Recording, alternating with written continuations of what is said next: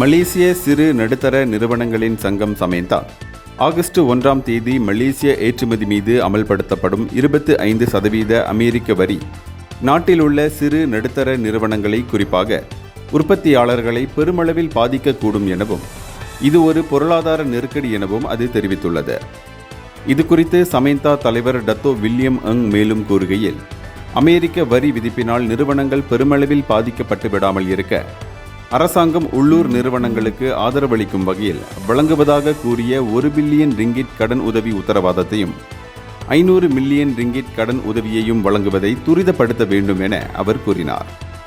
அது மட்டுமின்றி பெட்ரோல் மானிய பகுப்பாய்வு போன்ற இதர விலை உயர்வுகளை தற்காலிகமாக நிறுத்த வேண்டும் என்றும் முக்கிய தொழில்துறைகளில் ஏற்பட்டிருக்கும் தொழிலாளர் பற்றாக்குறையையும் உடனடியாக நிவர்த்தி செய்ய வேண்டும் என்றும் அவர் அரசாங்கத்தை கேட்டுக்கொண்டார்.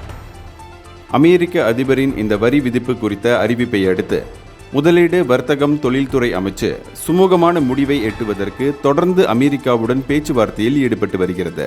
இந்தியர்களின் இதய குரல் மக்களோசை.